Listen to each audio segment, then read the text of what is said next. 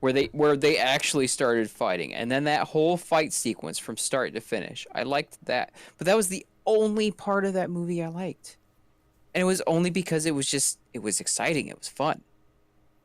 The third scene, the third movie, I didn't even like at all. I was just like, it's stupid. The ending just was absolute mindfuck garbage. It's like I expect that kind of mindfuck from anime. I mean, come Wait, on, Neon Genesis. you mean the ending of the third? Yes, that's what I'm saying. Oh Like yeah, the no, intent no, the ending of the third, was just a oddly enough, mindfuck. It was like a complete cop out. okay, oddly enough, here's the funny thing.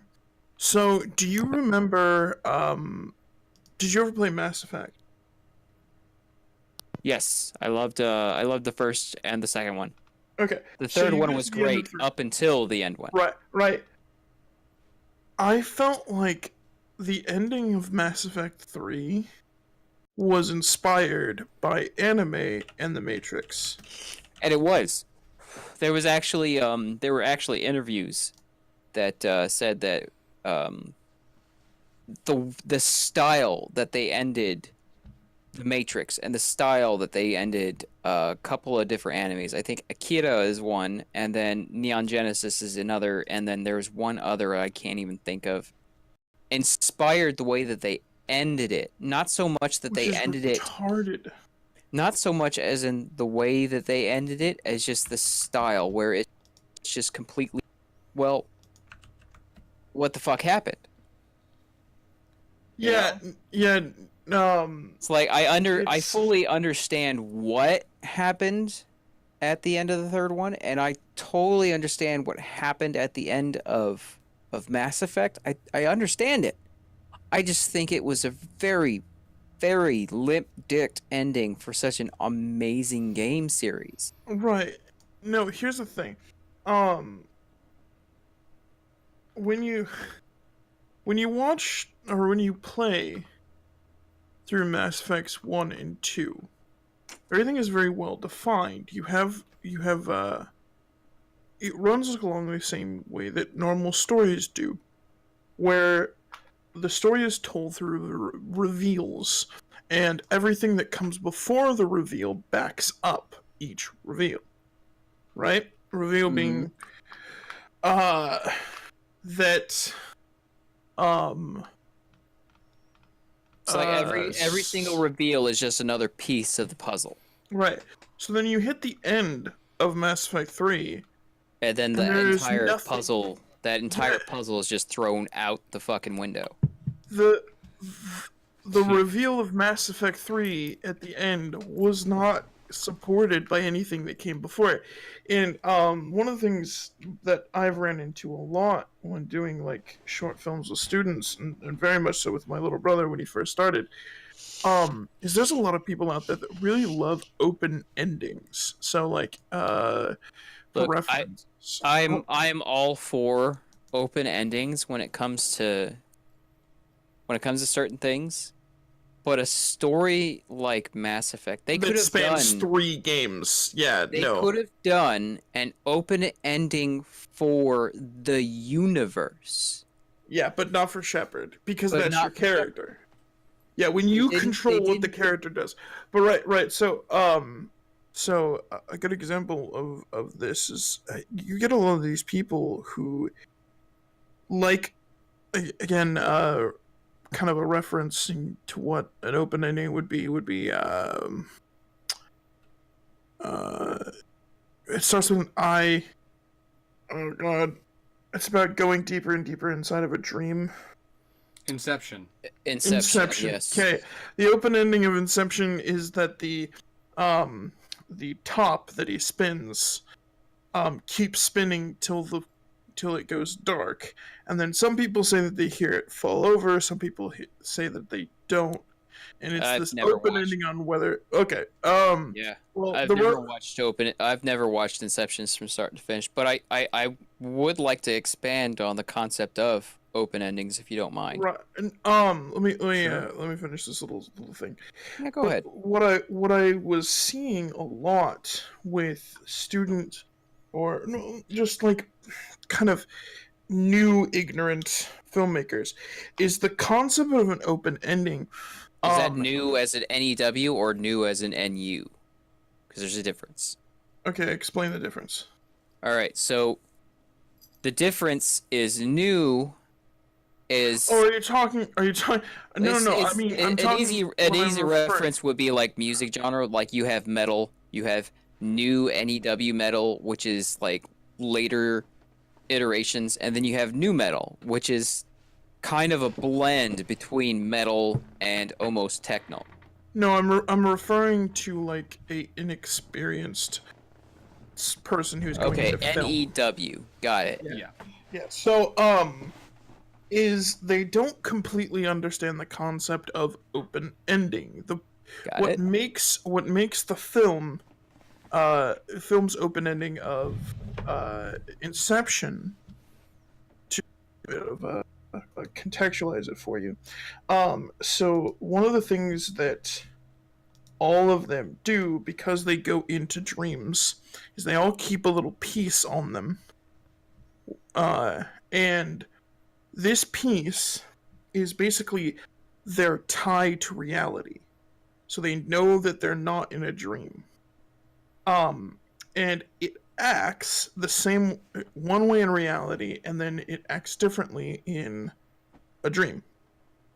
And so, when you're ever not sure, well, whenever these people aren't sure if they're in a dream or if they're in reality, they would pull out this piece and watch the way that physics deals with it. The main character, Leonardo DiCaprio's main. You almost said Da Vinci, didn't you? No. Yes. Leonardo I do it all the time. DiCaprio's character. His is a top. You spin it. It's got a little. Yeah. So in reality, he spins it and then it falls over eventually. In a dream, it keeps spinning. So, the point of this open ending refers back to the main theme of the entire film, which is that they're all going deeper and deeper into dreams, and the blur between reality and dreams is getting harder and harder to tell throughout the film. So, the way that this open ending works is that it's a reference to the main theme of it without and leaving it open for the audience to decide whether or not or how the story went. Not how it ended, how the story went. Got it. Because pulling this back into Mass Effect, if the open ending was to make the audience, like, one of the main theories, I think this was kind of just like a joke Reddit theory that I heard, just as these people were trying to grasp what little bits of some kind of sanity when it comes to the end of this game, was that around the middle of Mass Effect 3 or somewhere, Shepard gets indoctrinated by the Reapers. It's the indoctrination theory. And so, where after that point, whatever point that is, all of the choices that you have been making have not been your choices. Referring back to a common returning theme within a lot of video games, that the illusion of choice, and laying hints throughout the end to show that are contradictory, right? So having a hint of, oh, he was indoctrinated, nothing, this never happened, none of this happened, or he was not indoctrinated, this happened, and just laying those in, and then when it ends, end on something that proves both sides. but doesn't prove either side at the same time. That's how you get a good open ending, because then you can have two people come to completely different conclusions about what they're watching. Yet neither be right or wrong. Yeah, but when you get into like kind of newer filmmakers or people who don't understand how story and the way it works with the audience goes, they write an open ending and forget to check their own bias of how the ending of the film goes, and it falls flat almost every single time. So I will definitely defer to your judgment when it comes to movies and books, even like books. That is I see that a lot with open endings in books, right? Yeah. Mm. But with games, my idea of an open ending with a game is leaving the plot closed, but at the same time leaving it open for further story to take place. Oh, I see. Okay, so that's a little bit different of an understanding of what the I term understand. means. Let me I agree with let you. me bring up the game that is like the perfect example in my eyes. Okay. Called Suikoden 2. Okay. Have you ever played any of the Suikoden series? I have never heard of this, but walk me through it. All right, so Suikoden. Suikoden is a game series that's kind of based on the Tale of Three Kingdoms. Okay. Okay. It was Konami's answer to Final Fantasy, except whereas Final Fantasy, for the most part, every single game is its own universe, right? Again, Maybe would not know. Except for a handful of games, every single game is in its own universe or reality or what have you. They all have a little bit of a tie-in to each other in certain ways, Mm-hmm. but they're all considered separate. Okay. There's like like 3 or 4 games I think that are kind of tied in together. So it's got the But- same overarching theme. More But- is they like kind of take place in the same world but in completely different epics, Okay. right? Like Okay. completely different eras. And so like Suikoden, all of these games are tied together somehow. Some of them take place far in the past, some of them take place in the future. Some of them take place sequentially, like one after the other. Like 1, 2, and 3 all took place within years of each other. And you saw a lot of the same characters repeated throughout the games. Right? Mm-hmm. And then 4 happened, and that one took place 120 years prior. And then they had the game Suikoden Tactics, and that one took Okay. place Right. 500 years prior, but you still had Right. some of the same characters. Fallout does the same thing. Right. Suikoden 2 is by far one of my favorite games of all time, and if I could play it again and again and again, I would. But I don't have a PlayStation 2 anymore, and I don't have the game anymore. In fact, the game is like a super cult classic, and even nowadays, back when I first tried to replace the one that I had because someone decided to be an asshole and destroyed it, not me, and it was not necessarily on purpose, but not necessarily on accident. When I tried to replace it, it was going for $300. Jeez. This was back in 2005. What system is the system? PlayStation PS2? 1. Oh, It was a PlayStation 1 game. Okay. Remember that PlayStation 2 was backwards compatible almost 100%. It's like any game made on the PlayStation 1 except for maybe the first year of games were backwards compatible with the PlayStation 2. They did it again in PlayStation 3, where all the PlayStation 2 Right. games No, actually, I don't think that's right. Only some of the PlayStation 2 games were backwards compatible. Either way, it still comes back to this game was my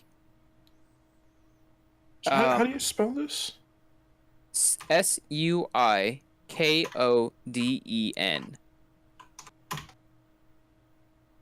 based on the 108 stars of Destiny, my friend. Chinese, Chinese folklore and all that. Um, this game was the first game that I played where your choices had a really real effect on how the story went, Mm-hmm. right? So you had five, if I remember correctly, you had five endings to the game. The first ending was after maybe 2 hours, and it was based on your choice. If you made one choice, the game continued. The struggle continued. If you made another choice, the game and the struggle ended, and the character went on to live a happy, if secluded life, but the struggle for that character ended.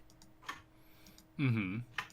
The next one was about 5 hours in, and then the next one was about 27 hours in.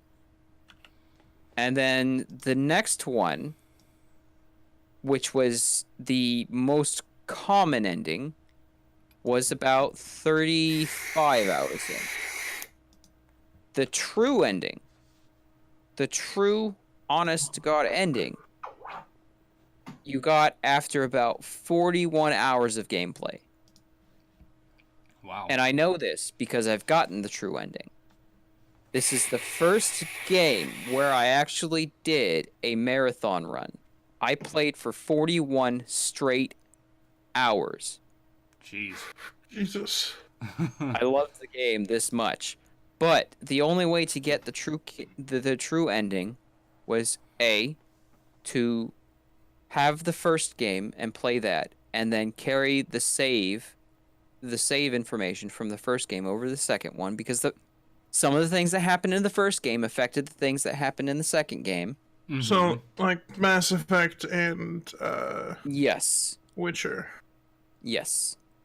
That was the first necessary circumstance, right? Okay. The second was you had to make all of the quote unquote correct choices leading up to a certain point. And the third was to have recruited all 108 stars of Destiny before a certain critical plot point happened in the game. Now this did two things. First, it made sure that a very specific character survived. Mm-hmm.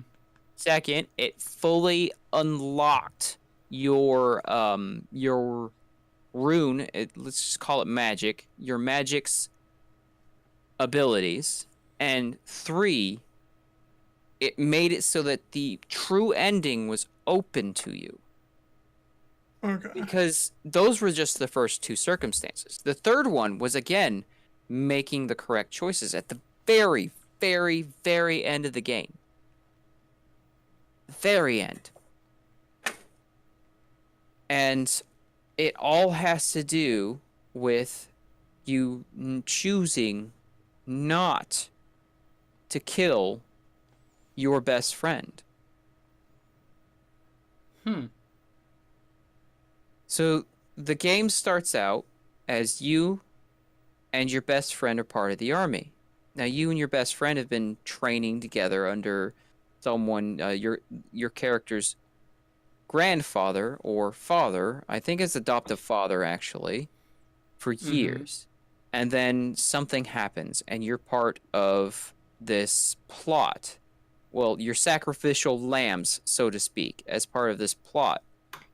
And you manage to escape. And then the first, I'd say 3, maybe 4 hours of the game, It's just you realizing this plot more and more and more and just being horrified by it. And you come up to a point where you both come upon this power. This power has chosen you. And it is called the Rune of Beginning, and it takes two aspects: the shield and the sword. Your character chooses the shield. Your best friend chooses the sword. And decides you go with one way, and he decides to go with another. Because he feels that it is fate that these things were supposed to happen, and that whichever was the better path would come out on top, and he doesn't know which path it is. Which path is the better path? Which one is the better way to go? But he decides to go with this path because it's different than yours. It's a very interesting and it's a very deep story. It's an old school JRPG when they were actually good. And I would recommend the series these particular two games, Suikoden 1 and 2, to anybody who likes JRPGs. 3 was I mean, it had the whole story concept right, but they were experimenting with this was early 3D, and they were starting to experiment with the battle system that I think it was Final Fantasy 13 started using it. But Suikoden 3 was doing it before them, and people didn't really like it that much. I mean, I really loved the opening and the early stages of Suikoden 3, but like the latter third of the game was just kind of It's like it's the only one that I could only play through once, and the rest everything after that was just kind of I'm not attached to this at all. 4 was kind of the same way in regards to story. In fact, 4 was so forgettable for me that I don't even remember how the story goes. I just remember that it took place in an island nation, like an archipelago, and you spent a lot of time sailing and whatnot. So But 1 and 2 are probably the best two games aside from Metal Gear Solid series to come out of Konami ever. Wait, didn't Konami make Castlevania? Yeah, but I never really got into Castlevania, so I can't say yay or nay on that one in any way. But I believe, in my opinion, Suikoden and Metal Gear were probably the best two. If you were to name a best two, those two would be the best two game series that come out of Konami. And I think Castlevania was actually Capcom. Yeah.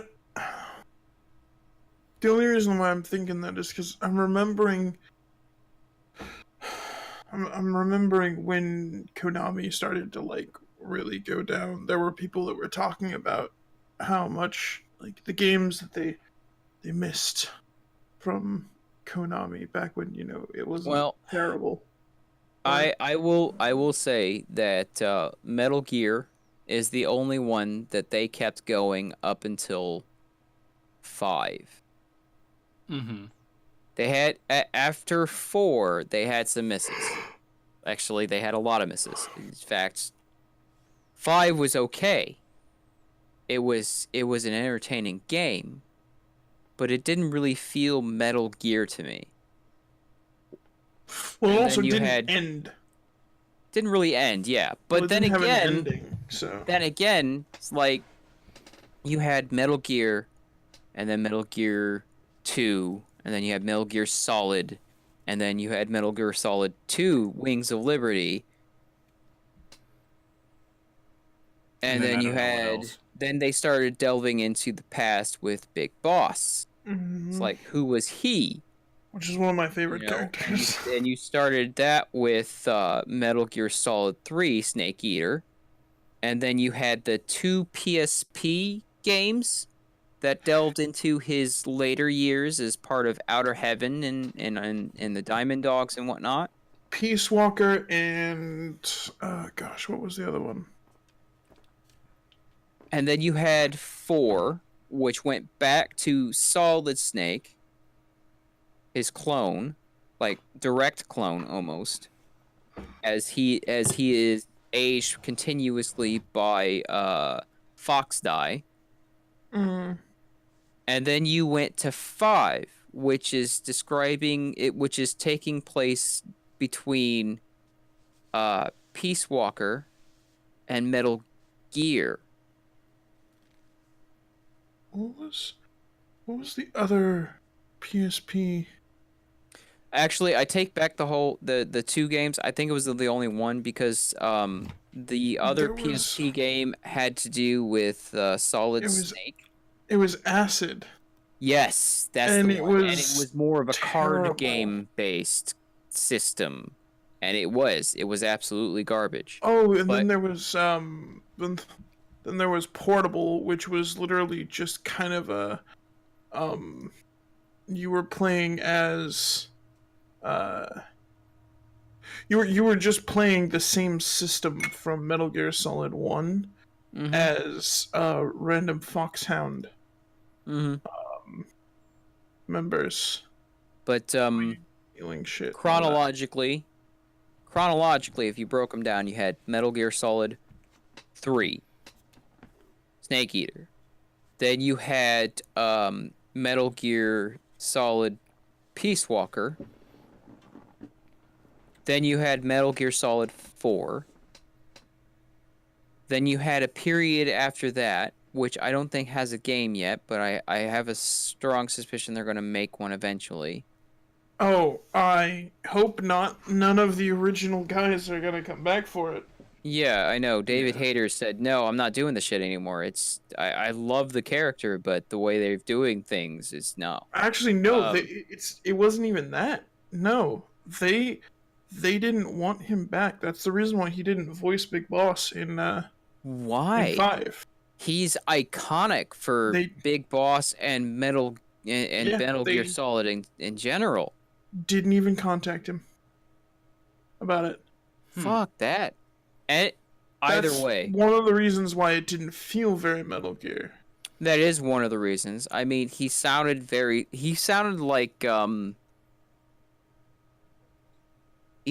like someone who'd been in the hospital and was kind of sick.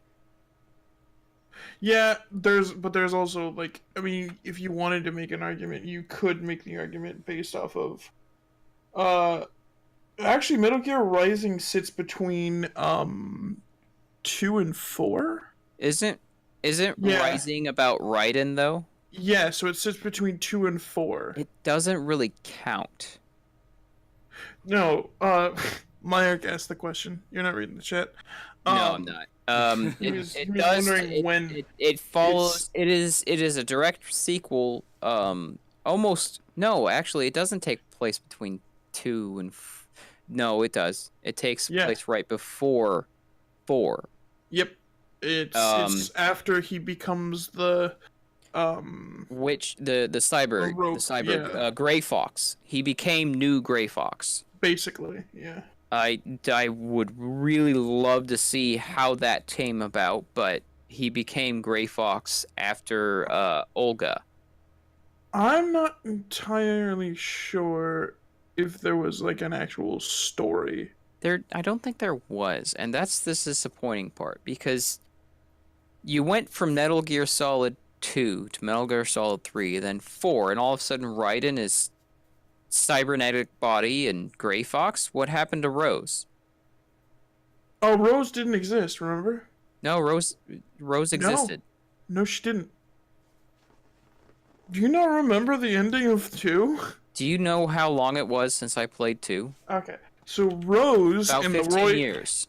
Okay, so Rose and the Roy Campbell that you were talking to the entire time you were I playing as remember Roy Raiden. Campbell. I remember Roy Campbell being fake, but I could have swore that Rose was an actual person.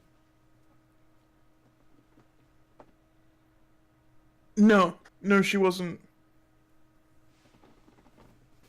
She was a means to an end to get Raiden to like start doing what he was doing for them. Which I'm still not entirely sure if it was like the Illuminati or. The Lulalelo. Oh yeah, the Lalelulelo. Lalelulelo, What the whatever. You know what Lalelulelo They're is? The Illuminati, I know. No, the The Lalelulelo. Patriots. Hold on. Is it an actual So- faction name? Yeah, that's Why? the faction name. Well, actually, funnily enough, It's so not if, even- if you're it's not ever seeing, okay, hold on, no. So when you say the alphabet, it has a rhythm to it, right? Yeah. When you learn the alphabet. Well, the Japanese have the same thing with the nane nune no lalelule lo. Yeah, I've learned how Right. to write hiragana and katakana using that same system. Right. So that's what that is. That's all that is. That is them using the rhythmic way to learn hiragana and katakana, the Japanese alphabet, as They- the name. Yeah, they didn't For- really have a way to translate it over to English very easily. No. So that's why they said the la le lu le lo, but it was less a faction name and more of just a code phrase to let them other ones of the Patriots know that you were in the know. So like Hydra. Yeah, basically. Okay. The Patriots were the Illuminati in this game, and but let's see, where was I? I was talking about something. I feel like I need So to play like, these games. 'cause yeah, this is all going very back to the confusing. chronological part of it. Actually, no. In Metal Gear Solid 2, because Solid Snake was actually real in that game. Everyone else was fake, but Solid Snake was real. Solid Snake and Olga as Gray Fox. Solidus Snake was No. Yeah, Go Solidus. Oh God. Solidus God. Snake was the main bad guy, and he was also a clone of Big Boss. He was the third clone. So you had 3 clones. But Solid he was Liquid, also Solidus. apparently the president of the United Yeah. States. Yep. What? Yeah. Have you not diving into the story of Metal Gear? No. This is like one of my favorite things about Metal Gear. It gets fucking crazy, bro. So Don't And fuck then with there's this and then senator. there's the half black, half Asian chick who has her heart on the wrong side of her body. Oh yeah. When Revolver Ocelot shoots her through the Shoots her. heart, she doesn't actually die. She just Yeah. gets like, my heart's on the other side, asshole, and shoots him. And then freaking there's the aspect of Revolver Ocelot like carrying around the soul, so to speak, of Liquid Snake this entire time. It's fucking Well, crazy as shit. This is yeah, approaching here's bad the thing. shit I levels. can tell you why Real Metal Gear fucking Solid quick. 5 didn't feel like a Metal Gear Solid game.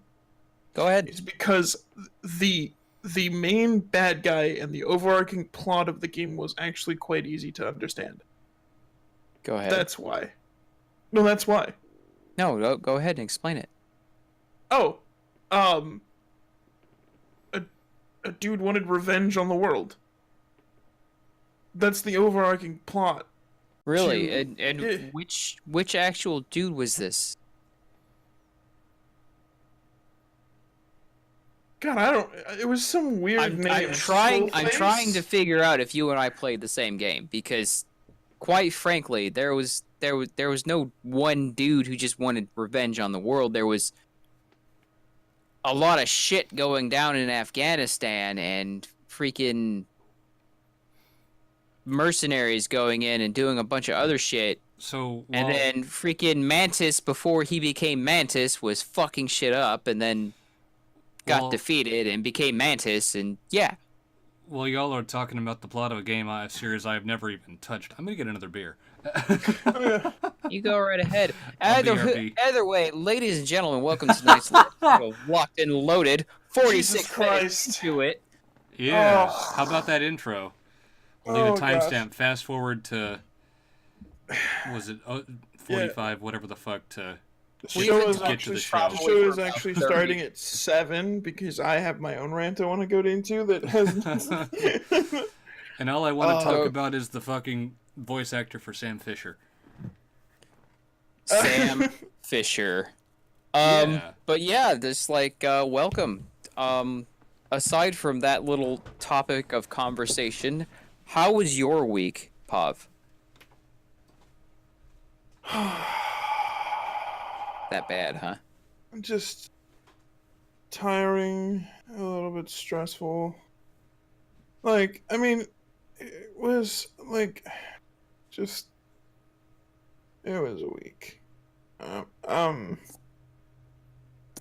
It's starting. Ladies and gentlemen, this is where we actually try to show each other up where we have the worse week than the others. Probably. Like, it's nothing really like detrimental to complain about. It was just long and stressful. There was moments where it was just really stressful. Like, the entire thing wasn't stressful. It's just right now I'm just tired. Like- I know how you feel. Like that's about all I can put into it. I'm tired. So, I worked 6 days in a row, Monday through Saturday. Full day, even on Saturday. Like, I'm getting home at like 7 o'clock at night. Even last Monday, getting home at 7 o'clock at night every single night because things are busy. Yeah. But it's not busy as in I'm going straight from one call to another call to another call, and I have a bunch of calls.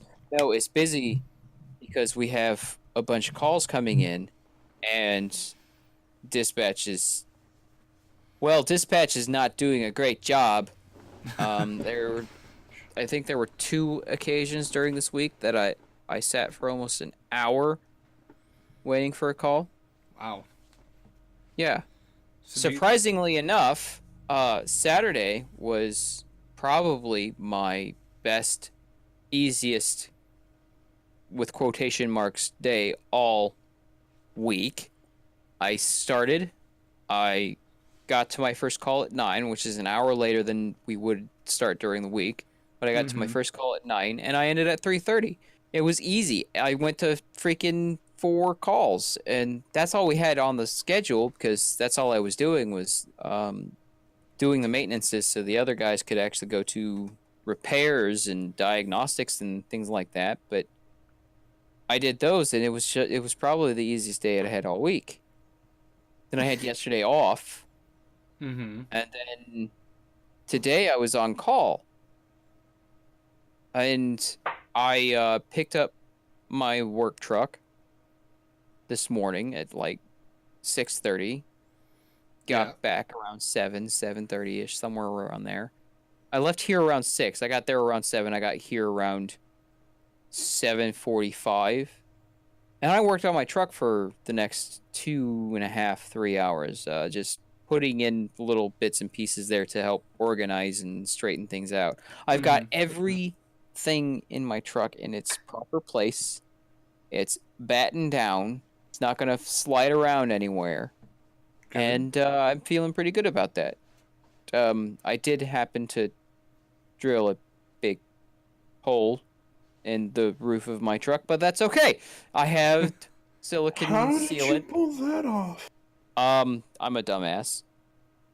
No, I want to know. So I was trying to. I have these self-tapping screws, Okay.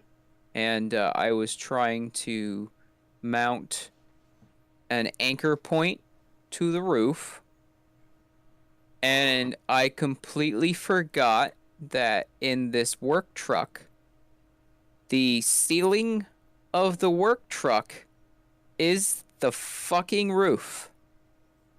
Oh. So in the process of drilling, not really drilling, but screwing this anchor point down, it went through the roof, and if I didn't even realize that I was doing this until the split second where the self-tapping screw went through the roof, and I saw a little bit of sunshine. I'm like, wait a second, that didn't seem right. Hold up. So wait a sure minute. enough, I popped my head up to see if it was sticking through the roof, and there it was. Yeah, it was sticking right through the roof. I was like, that's not good. Oops. So I took the screw out, put the anchor point in a different spot, and then used a weatherproof and heat-proof silicone sealant that we usually use to plug holes in flue pipes Mm-hmm. when we do emissions testing to plug up this hole so that the rain won't get in and ruin whatever's sitting underneath that hole. Yeah, I feel like a dumbass because I should have known, I should have realized, but I didn't. So I'm a dumbass. I thought you were a smart pig. I am a smart pig, but I am a stupid man. I guess you sit in between. I see what's going on here. Yeah. You can be a really smart pig, but equivalently, you're a really stupid man.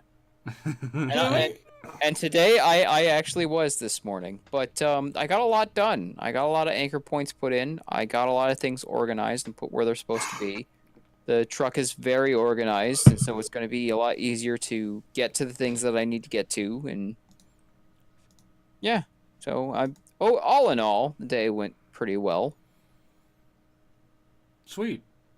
Started drinking like right at 5 when I was no longer on the clock, or not on the clock per se, but on the hook to be on the clock. Yeah. And I've been shit-faced since about 4 hours ago.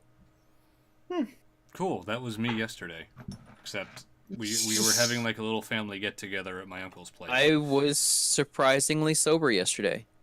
I don't know why. I just didn't. Nope, I take that back. It wasn't that I wasn't drinking. It's that I was drinking beer, and beer just does not get me shit-faced, like Unless at you all. have a ton of it. Not even that. Oh. It's like I could drink beer for days at this point, and it won't do anything to me. It'll just make me pee and be full. I see. Like the last real time I got drunk on beer, like just beer, Mm-hmm. was before I met my ex-wife. Wow. Okay then. Yeah.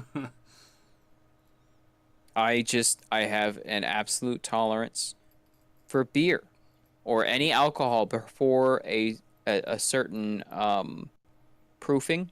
Yeah. It's like it's gotta be 90 proof, or it's not gonna do a damn thing to me unless I upend the bottle.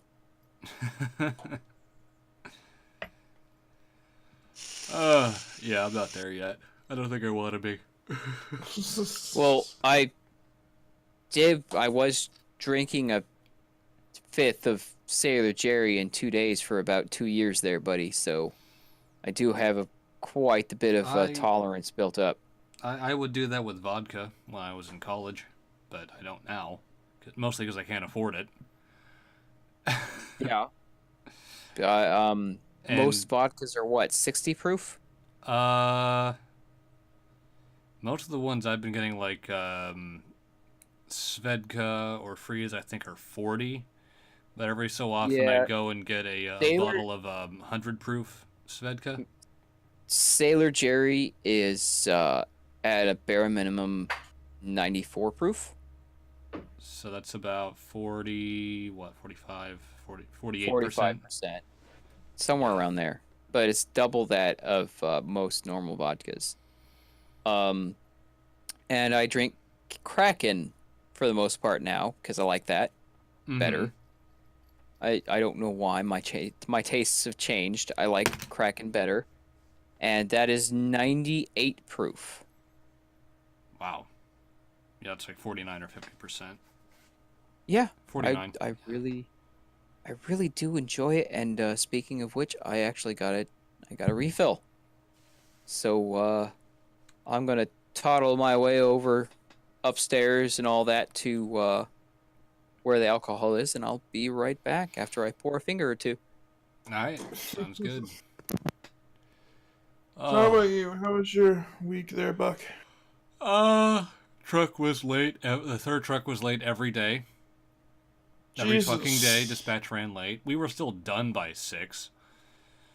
But apparently on Friday, because there was lousy weather, we were overbooked by 10 drivers, and then 14 of them didn't show up. So by the time dispatch was done, we had no cars coming in and one route left to hand out. One same-day route that didn't go out, and that's like, this hasn't happened in a long time. Like, it really, if a same-day route doesn't go out, there's nothing we can do about that. It does hurt our metrics for the day. But it's like, we put in the demand, and then drivers didn't show. They said they were going to take the block, and they didn't show. That's not our fault. We cannot be held liable for that.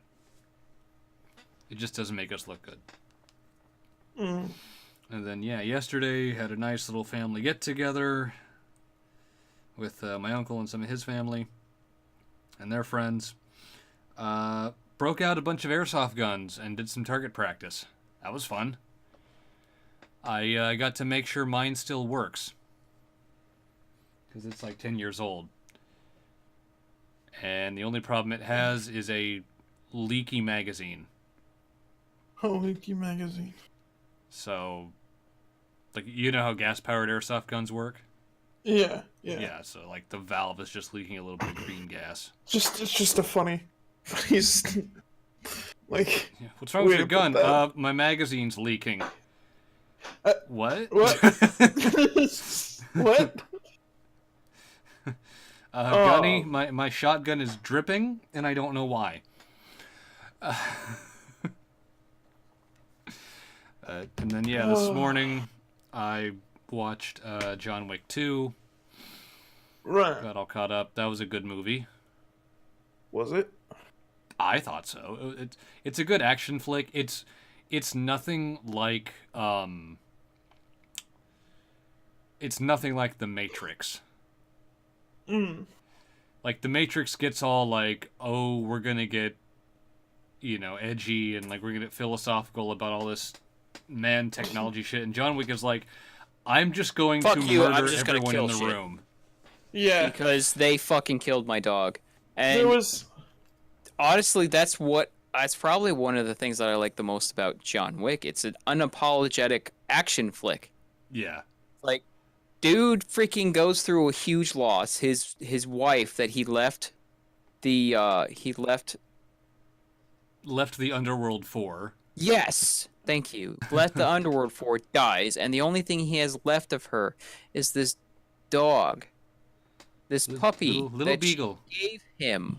The last thing that she gave him after she died is when he got this puppy that she arranged to be given to him. And this asshole who wants his car kills it and steals his car. I mean, wouldn't you just go fucking ballistic all over the fucking place if you had the ability to do so? Oh, I would. Exactly.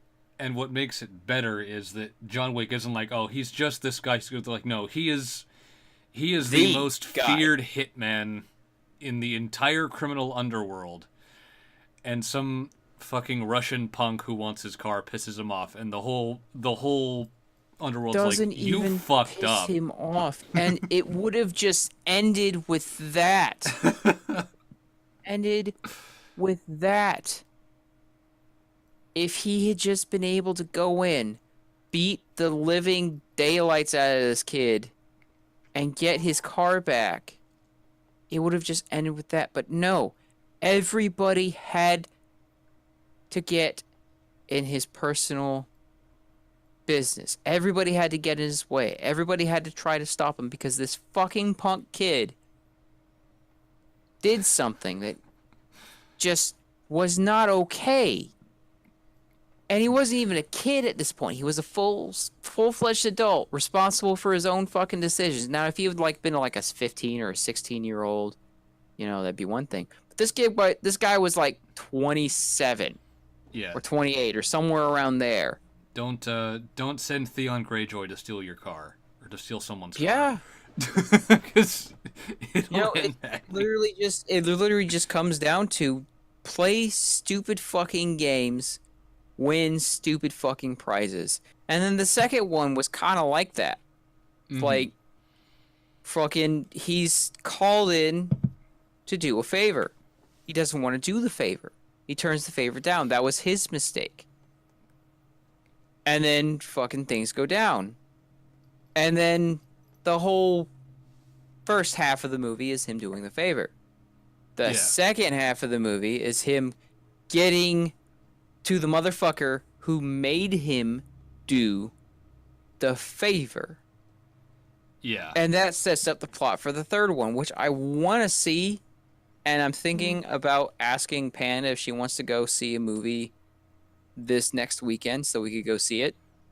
Because she loves the John Wick movies. She can't really follow them really well, but she's like... They're fun flicks. You don't need to follow them too closely. Yeah, she likes them a lot. She likes all of the Mission Impossible movies. Yeah. I do too. But she likes them a lot. She liked Reacher. I really liked Reacher. Jack Reacher? I haven't seen those. Oh, dude, watch them. They were good. They were so good. It's like... Take John Wick and what's his face from Mission Impossible. Ethan Hunt? Yes. I think that's his name. And Ethan Hunt, and blend them, and you've got Jack Reacher. Okay. Blend them in. You take the ideals and the sense of duty of Ethan Hunt, and then you take the skills of John Wick, and you put them together kind of in the same package. Okay. And then you just get straight badassery of a different nature than John Wick or Ethan Hunt at the same time. It's like you take all the freaking really neat freaking gadgets out of Mission Impossible, and then you take like the straight revenge out of John Wick, and then you just get the badassery of Jack Reacher. Okay. That sounds like It's a good movie flick, I'd like. man. It is definitely a movie you would probably like. I like most Tom Cruise movies. I didn't like Top Gun. Really? Really, I didn't. I don't know why. I can't really explain why. I just don't like it. I think it just has to do with that whole 80s era where it's all about like Air Force and Navy pilots and all that crap. I just didn't like it. Feeling a little jealous? Not really. Not really. I don't know. I don't like a lot of 80s movies. 80s and early 90s movies. I'm kind of the same way. Some of the 90s It's movies were good. I think it was I think it's somewhere around 92, 93 where I think movies started really getting entertaining for me. It's like The General's Daughter. It's the first John Travolta film I ever liked. Yeah, John Travolta's pretty hit or miss. Is like Uh, I mean, I can think of a couple of good movies. They're the big ones. There's what, Grease. There's not really into musicals, so Grease isn't really a win with me.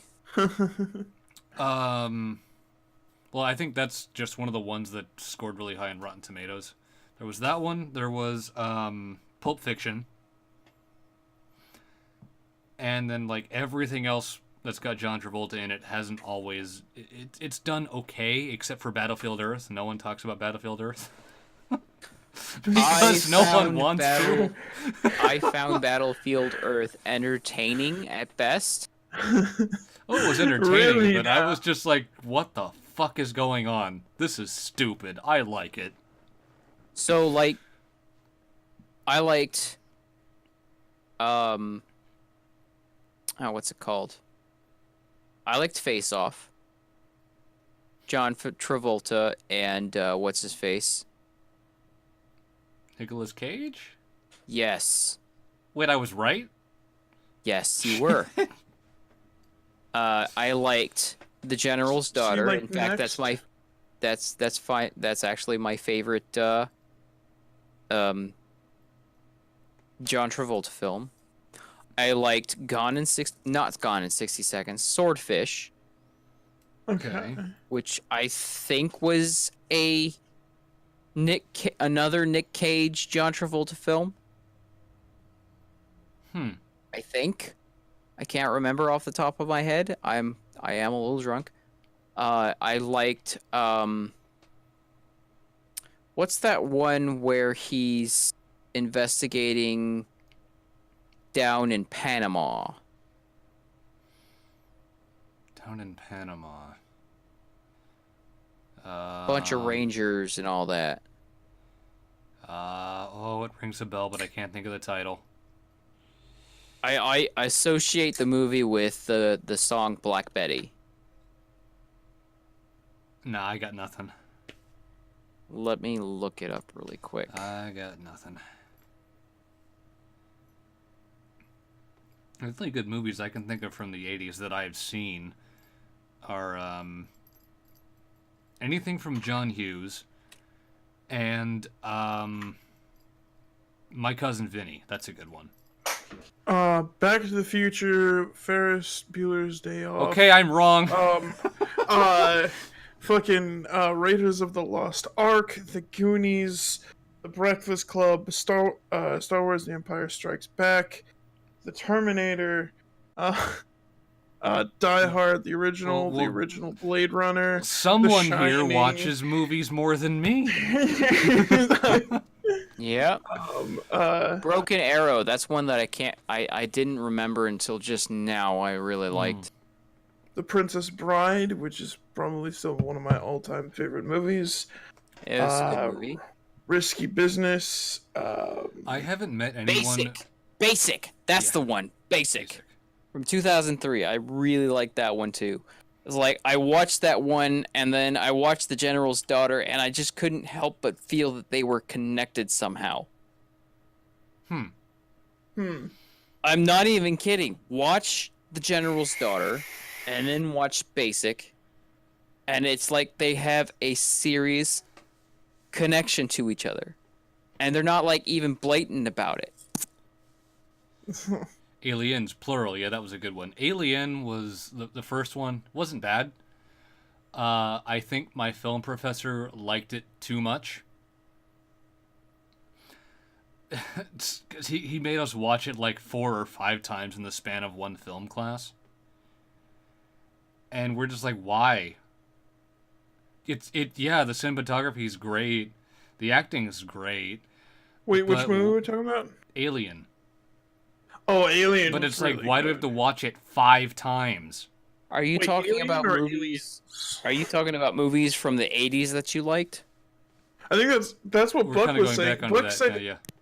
yeah, Buck was. I think his statement was, "I can only think of a few." So And I then typed in '80s movies, and then I'm like, "All right, let's see all here. right. I can." And now I'm Oh, like, yep, I've seen that. I've seen that. I've seen that. Fuck, I'm wrong. I'm like, what actually I came out in the goofed. '80s? And like Pretty in Pink was good. Freaking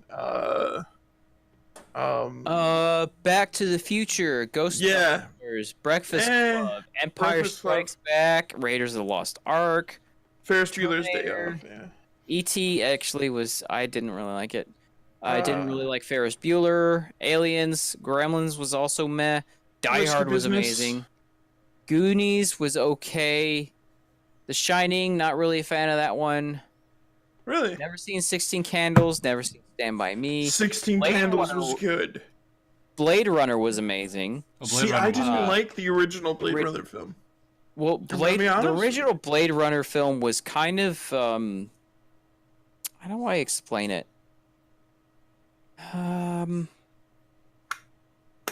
It's one of As- those well, as- kind of deep mind fuck movies. As far as a film goes, it's fantastic.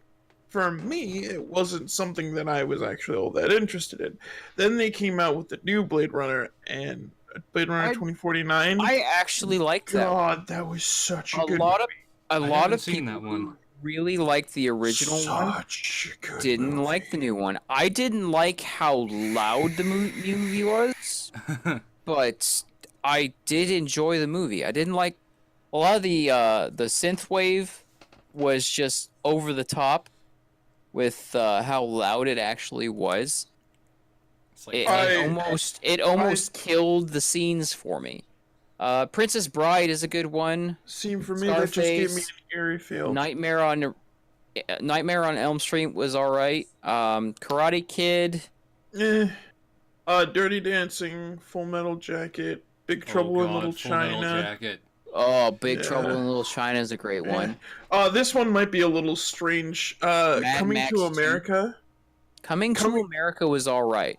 I don't know why I have such a connection to that film. Who was in that? There was Eddie He was- Murphy. It was Eddie and- Murphy, and he's the African prince. Yeah, Oh, God. and his Oh! his son. It's a complete comedy. His son like falls in love with this. It's not a No, the Uh, African king was the guy who voiced Mufasa. yeah. James Earl Jones. And his son, Eddie Murphy, goes to America Right. to find his bride. He wants to go Right. somewhere where the person he finds doesn't know anything about his royal status because it's fake to him. Yeah. He wants someone to love him for who he is rather than what he is. And then let's see, Beetlejuice was good. Who The Framed Lost Roger Boys. Rabbit? The Lost Like, Boys was man. really The good. Lost Boys is probably my favorite vampire movie of all time. Predator, An American Werewolf in London was okay. It was all right. That was but was that John All Landis? 3 Indiana Jones movies. I don't Yes. consider the 4th one. well, that Evil wasn't in the Dead. '80s, so. Evil Dead was great. Oh, that film. There's just so many great films from the 80s, but Yeah. a lot of the ones that people really, really like, I'm just like, eh. Okay, so. See. As I'm scrolling down this list, I just clicked on a top 10 list, and it's like 1 is Back to the Future. I could agree with that. 2 is Raiders of the Lost 140 Ark. like Rotten Tomatoes, 140 Essentials 80s movie. St. Okay. Elmo's Fire is number 140. I've never heard of this. Flashdance, Crush Groove. Flashdance was good. Wait, okay, so Footloose, all right, definitely all right. one. Hey, put a link to this list in live show, and then Buck, why don't you pull it up? I am. Okay. I absolutely putting a link to this in the live show. Paste. Boom. Linked. All right. Friday the 13th is probably a quintessential film. So where Everybody you should see at? that movie. I am at 132. Okay. I liked Weird Science. I don't think I've ever seen that one. It was really bad. It was Highlander. Highlander. Hold on. I liked Highlander. 1986, my birth year. Okay, so we're at 129. Let's wait for Buck to catch up for the stream. Yep, I am loading the list up now. Okay. There we go. Land should be on the Before screen. Time. Hey, I said wait. That was that was one a of good my- movie. That is one of my favorite movies from when I was growing up. Hey, Purple Land Rain. Before Time. I don't think I ever saw that one. Groove. Purple Rain. Oh man, it was by Prince. Like, it Let's starts not in- talk about Spaceballs. Revenge of the Nerds is just a classic all around. Yeah. Willow is definitely one of those movies for the fantasy buffs. Yeah, a lot of buffs love Willow. I never really got into it. I liked a couple of parts of it, but for the most part, meh. I like the final half hour was really great when they were in the castle and fighting the goblins and turning the goblins into hydras and fighting all of those things. Those were great. That was a great portion to me. But the rest of it, meh. Oh my god, Top Gun is at 120 on the list. Yeah, Huh. Dirty Dancing's only at 118. Oh, The fuck. Last Starfighter. Space Last Oh, Last Starfighter was decent. Let's see. Never seen Mystic. Never even heard of Mystic Pizza. Better Off Dead. UHF was Year Owl. Oh Jesus! Better Off Dead. The Adventures of Buckaroo Banzai. I watched that and I had no idea what the Adventures in- fuck was happening. Adventures in Babysitting. Caddyshack, if you're really into cringe comedy, that is definitely a good one to watch. Bill and Along Ted's with Excellent Bill, Ted, Adventures on there. Sure. Never heard of Sleepaway Camp. Scanners. Never heard of that one either. It looks You've like a never heard horror of film. It's a sci-fi horror film. Yeah, I'm It's like not really into 80s horror. okay, The Untouchables, the original Untouchable That was good. movie, so good. I love the Oh. reboot because of the cinematography, but Better Off Dead was fucking funny. yeah, Better Off Dead was good. All right, going over to the next page. Desperately Seeking Susan. Never heard of that one. Oh, Tron. Tron was I would definitely not recommend Tron to anybody. Really? Really. Wow, okay. I've watched Tron from start to finish. You don't like that, like old, like just simple blue rectangle polygon animation? It's not even the animation. I think it's more of the story itself just did not capture me. I've watched the original Tron like 5 times from start to finish, and it just never grabbed me. Beetlejuice, I will recommend to just about anybody. It wasn't my thing. Yeah, it's fine. Lost Boys also. Lost Boys. Eddie Murphy's Delirious. Okay. Isn't that a stand-up? Yeah, that's a stand-up. Why is that It here? doesn't count. Wall Street. Yeah. Wall Street is Flight of the Navigator. I think I've No. only watched Oh that man, once. I watched that a ton when I was a kid. good. Never seen it. Stripes. Stripes is good, especially if you're a Bill Murray fan. Labyrinth. Labyrinth is good, especially if you're a David Bowie fan. Yeah. I liked The Dead- Labyrinth. It's one of those Dead Poets really Society. strong mindfuck games. Okay, alright. The Dead Poet Society. Never even heard of that. Oh, I would suggest it. It's Oh. 19. Well, Robin Williams. So Yeah. This was one of his original films that got him from being just a stand-up comedian to being taken serious as an actor. Yeah, taken seriously as an actor because he was a good actor. He was. He was Commando, if you're really, really into like action films, like just straight up action films. If you liked The Expendables, you're gonna like Commando. Basically. Believe me. The Karate Kid apparently is 88. Really? Yeah. Karate Kid is a good one if you like inspirational. Have y'all seen Cobra Kai? Any of that? I've seen the first episode. I've been avoiding those simply because I've been avoiding those. I've seen the first episode. It was interesting. I was just looking for a yes or a no. Little Shop of Horrors. That was good, but when That Harry is literally met Sally, the only musical that I like. When Harry Met Sally. That was a good film. That was That not was one with I Billy was. Crystal. Yeah, that was not one I was interested in. I've seen it. I'm probably not gonna watch it again. Das Boot is Das Boot was actually a good film. War Games. That one. War Games. War Games. I'm not sure I've ever actually watched it. War Games was about a artificial intelligence that has that was connected to the U.S. government's nuclear silo system. So there's actually reminds me of a book by Christopher Pike. I can't remember the title of right now, but it could have been. The name could have been War Games because I'm pretty sure it was a book. So Christopher Pike was a author of weird stories. Think like Goosebumps and Fear Street, yet next level. A lot of them were just straight up bizarre.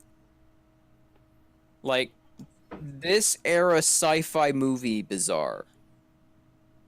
Because we've got a lot of sci-fi movies that are coming out that are just bizarre, like Deus Ex. That's a bizarre one. That's right up Christopher Pike's alley. Like Deus Ex was good. Deus Ex was interesting. I wouldn't say good. It was definitely interesting. I wouldn't say it was bad either. It's just not my style of film. So, this would have been about when that was a good one. Hunt for Red October. That was that 80s or early 90s? Hunt for I know It was definitely early 90s, I think. In the early 80s. Yeah, Hunt for Red October was good. But Big was a good comedy. Lost in America. Never saw that film. Lost in America, I think I've seen it once or maybe twice, but it was I found it entertaining. I can't remember the plot of it at all, but see, I recognize the name Body Heat, but I don't know why. I think I've seen it. Classic film noir. I like noir. Yeah, Pretty in Pink. I've never seen it. Is that the one chick from freaking Breakfast Club? I have no idea. It looks like that. It looks like the prep chick from Breakfast Club. It could have been. Escape from New York. That is definitely one of the ones that I would recommend. Let's see. Which one else is? I never saw Sid and Nancy. Lethal Weapon. Yeah. Big Trouble in Little China. I think we already mentioned those. Scarface, Indiana Jones. Any of the Indiana Jones. Hey, My Neighbor Totoro. Yeah. I actually didn't realize that was a 1988 film. Neither did I. Another great 1988 film, Who Framed Roger Rabbit. Framed Roger Rabbit, yes, of course. That one is great.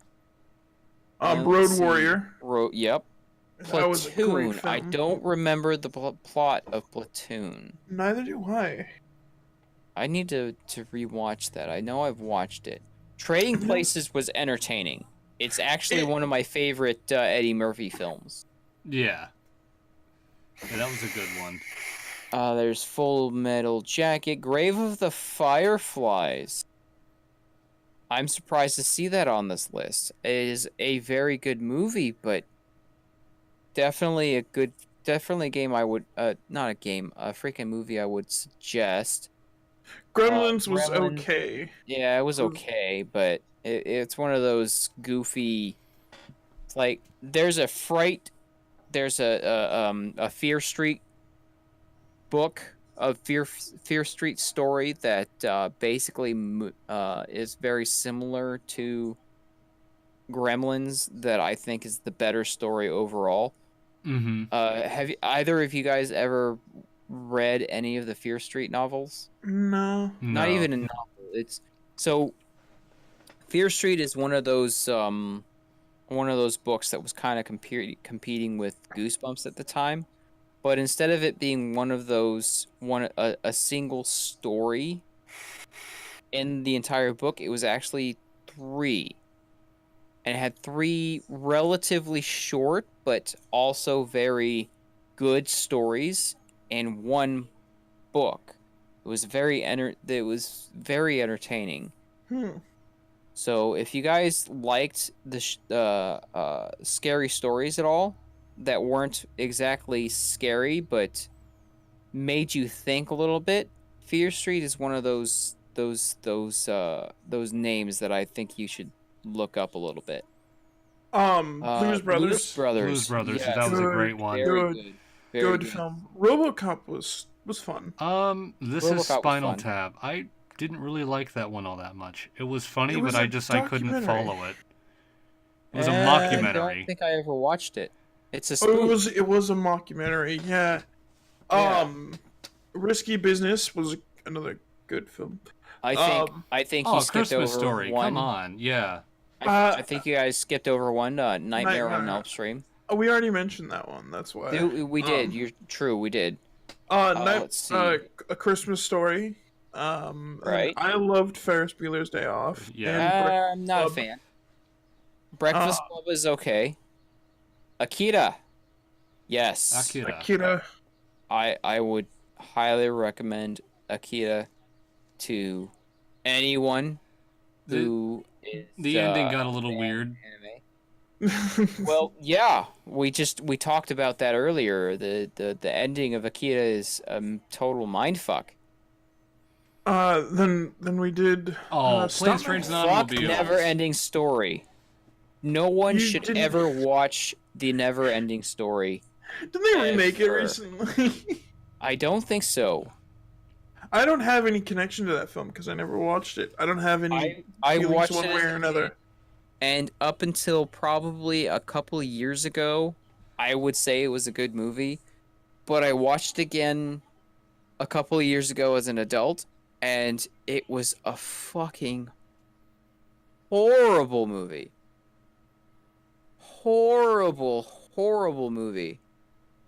Don't watch that movie.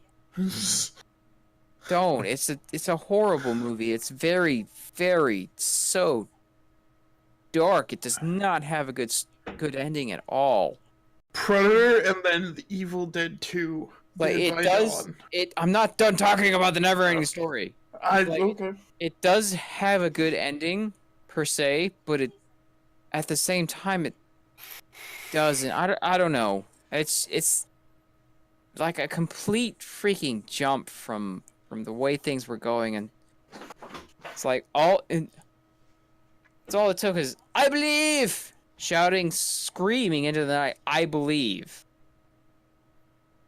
That's all it took for to end the story on a good note. That's all it took. You were saying, where were you? Well, obviously there's Predator, and then Predator. and Evil Dead 2. You skipped over Goonies. Airplane. Oh no, I Airplane. didn't. We already I mentioned. thought Goonies. Airplane was from the 70s. Did we? But Yeah, we already mentioned the Goonies. All right, Predator, Airplane. I don't think I ever watched that one. It was a parody. Yeah. Planes, Trains, and Evil Dead Automobiles. 2, Dead by Dawn. I never watched Raising Arizona. Me neither. I don't think I have either. Blade Runner, we already talked Blade about that. Runner. Terminator, Die Hard. Terminator, Die Hard, The I Thing. wouldn't actually talk about The Thing. It's like I liked some of John Carpenter's work, but The Thing was not one of them. Really, that's one of my roommate's favorite movies. Yeah, no, it's The Thing was not one of them. But it's got Wilford Brimley in it, Diabetes Man. I mean, Princess Bride. it was definitely interesting, but it's not really one of the ones that captivates me. I don't really know how to explain it. It just doesn't. Well, I haven't seen it yet, but You haven't seen The Thing? The Thing. It's one, like I said, it's one of my roommate's favorite movies, so I'm going to see it soon because he still needs to find it. If you've heard of it and you want to see it, I mean, I personally, for preferences wise, it is not one of John Carpenter's that I would actually recommend, because while it is considered a classic, it's not one that I would seek out to watch.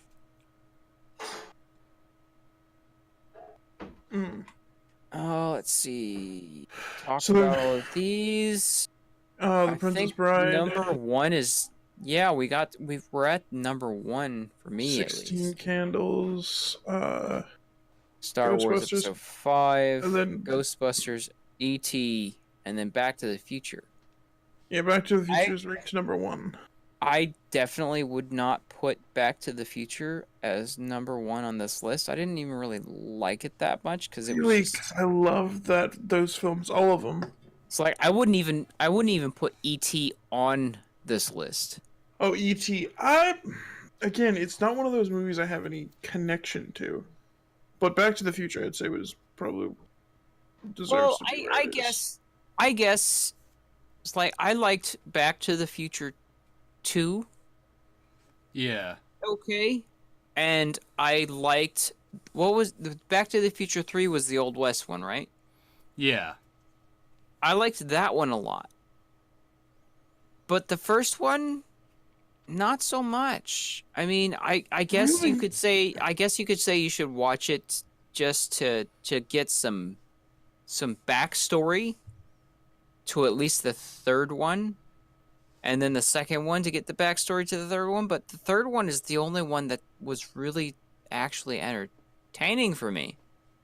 See, I think the first one was probably the best. I have a natural disposition towards the third because I like westerns. Me too. And it kind of saddens me that there aren't any Western style ones in this lineup. But then again, Westerns kind of were in style in the 70s, but not so much in the 80s. What is that one that was the robot that developed emotions and whatnot? Short Circuit? Yes. Short Circuit should be on here. Yes, I was going to say, why isn't that one on here? Why haven't I seen that one? When did Short Circuit come out? I would think it was mid to late 80s is when it came out, I think. Yeah. I think it was like 85 or 86. As far Short as... Circuit is a 1986 film. As far as westerns go, the only ones I can think of are like for the 80s. I could think of Silverado, and then was Josie Wales, wasn't that an 80s one, or was that 90s? No, that was 80s. Unforgiven was 90s. There's another one that I thought was kind of an important one to watch. Andromeda Strain. I've heard the name. I haven't seen that movie. Andromeda Strain was a Michael Crichton book. Okay. You know who Michael Crichton is, yeah, right? he did. He wrote Jurassic Park. Jurassic Park, among a slew of There were a couple of others. many other things. Many others. He's a very, very talented author. But yeah, Andromeda Strain is one of those ones that probably should be on this list. There's another one that was similar to Short Circuit, but less comedy oriented. A kid is a supercomputer. It's like he's an android almost, but he's like human almost. I can't remember the name of it. I watched it on the Sci-Fi Channel, but it was definitely an 80s film. Now that rings a bell, I just can't think of it. The Bicentennial Man. Bicentennial Man? Yeah, I'm just looking up movies related to Short Circuit. No, Bicentennial Man, it was actually a pretty good movie. It was just very sad. It was incredibly sad. It had a very melancholy tone throughout the whole movie. Yeah. Yeah. Well, it was like it started on a low note and it just kept getting worse until the end. I mean, there was a few spikes of like glee from the characters, but everything else was yeah, I'm not seeing anything from around that era, at least. Don't mind me, I'm trying to coax my panda into getting me a kiss.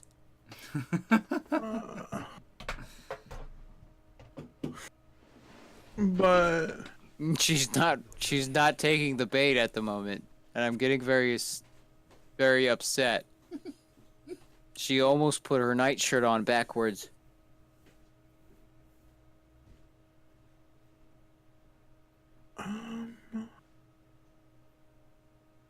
My hands are clean, woman.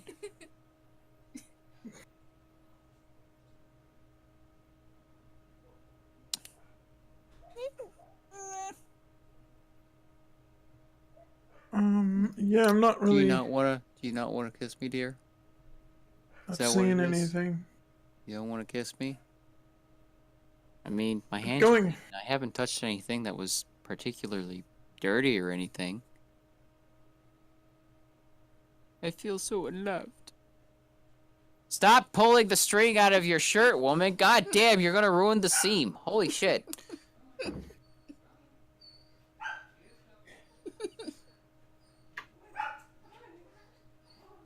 She found a loose string in the sleeve of one of her favorite shirts that she wears as a nightshirt all the time. She started pulling the damn thing out. And now the freaking hem to one of her sleeves is practically gone at this point. Golly. I love the woman, but damn, she is very destructive. She's got a really nice butt, though. That kind of makes up for the destructive part. Just a little bit. Okay, a lot. She makes up for that a lot. But God, the way she treats her phone sometimes? Holy crap! Her phone is going slow, and she starts slapping it like that's going to do something. To answer your question, no, none of us have seen it. I understand that. Did I actually ask that question? Have you seen it? Well, you were starting that sentence. Have you seen? And then you stopped and went back.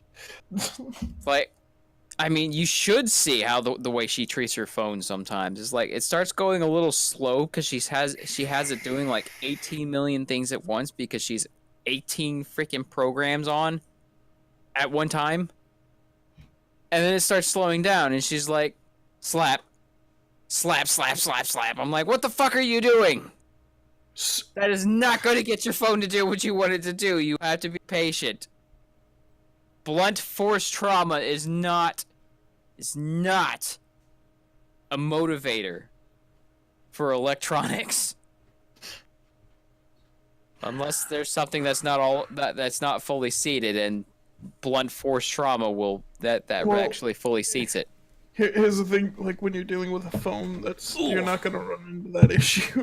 No, you're Like not. maybe a laptop. Everything is like practically soldered together in a Yeah. phone. Yeah, it's just one giant solder job. Yeah. What did I come back to? We went from movies to technology. Well, apparently, no, we went to Panda.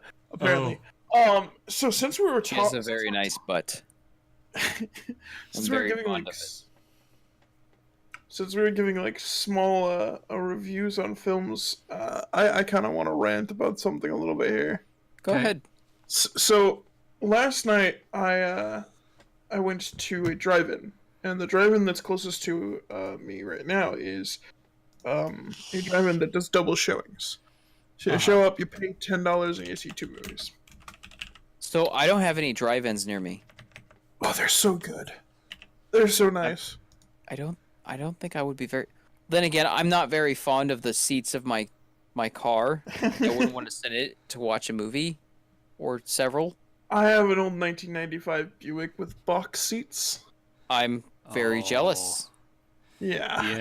Yeah, I have a 2013 Elantra, and the fucking seats suck. No, I have these really nice box seats, but it's My, a Buick, so it's a luxury, and it's got all like amenities of the stuff you'd find in like higher end.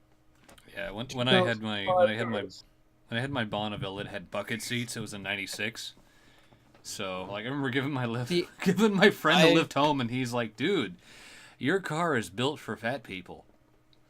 He's like a big guy too. I'm very fond of the old pickups with the bench seats. Mm-hmm. It just makes it really nice. It's like my first vehicle was a 1987 Nissan pickup truck, and it had a bench seat. And ever since then, I've just been very nostalgic for it. I think it works great, especially if you're taking somebody on a date. And, Oh yeah, it makes it cuddling very, up with them. very easy to just make them sit next to you. Yep. So the 2 films that we watched was the live action Aladdin and Avengers Endgame. going to see that. I really. Okay. So I'm not even going to talk about any of it. What I'm going to talk about is Aladdin. Go ahead. I thought I mean- I had seen the worst film ever made, right? Now, I wouldn't consider this movie the worst film ever made, but I would consider this movie The worst when film most- you've ever seen? No.